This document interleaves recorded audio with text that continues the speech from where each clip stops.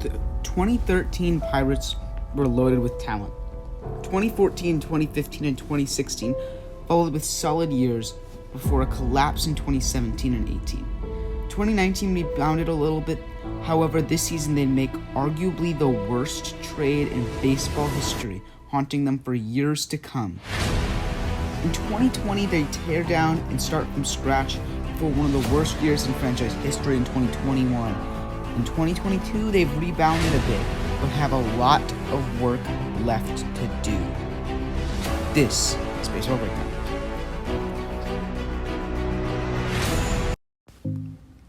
This 2013 team would actually have a weak lineup. Past the shining Andrew McCutchen, no one would have an OPS over 800, but the rotation would be all-around consistent. And strong Burnett, Liriano, Cole, Morton had a sub-350 ERA and would be a dominant rotation. They'd finish a solid 94-28, but lose in the NLDS to the Cardinals. In 2014, a young Josh Harrison would show promising signs, while Andrew McCutchen was strong as usual. The rotation was very similar to the year before, with everyone doing their share.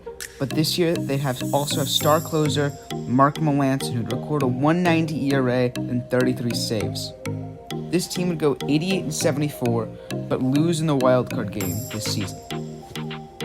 In 2015, Ho-Kang, McCutchen, and Marte led the hitting, and a career year for Garrett Cole at the time led this team to the franchise best of the decade at 98-64. Unfortunately, this team would be bested by the Cardinals going 162 and wind up losing in the wild card, which would be the last playoff appearance of the decade. 2016 was McCutchen and Cole's worst season yet, and with the team would fall to 78-83. 2017 brought nothing good, as young rookie Tyler Glasnow had been awful. Garrett Cole and Jameson Taillon were also down, and no one was hitting much either. They finished 75-87, and at the time, this was the worst year of the decade. In 2018, they'd lose a piece of their organization forever in Andrew McCutchen. However, the trade to the Giants, they'd acquire Ryan Reynolds, and Garrett Cole would head to Houston, and notably Colin Moran and Joe Musgrove to Pittsburgh. Gregory Polanco, Sterling Marte, and Josh Bell became the faces of the franchise and led them to a much better 82-79. But that's not what's remembered about this year. At the deadline, the team would acquire Chris Archer, but at the cost of Tyler Glasnow, Austin Meadows, and Shane Baz. Glasnow is one of the most promising young arms in baseball, while Meadows has had a solid career as well. Baz has struggled in the majors, but may still have the future ahead of him in the majors. Since then, the Pirates have sucked, and while it may not have saved them, without this trade, the Pirates would be an incredibly changed team.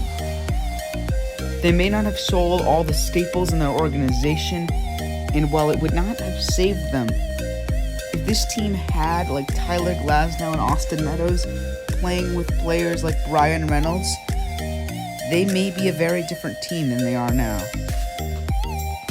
The Pirates are slowly rebounding this season and have a strong farm system.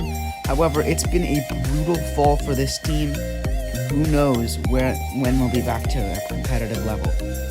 This is Baseball Breakdown, and thank you for watching.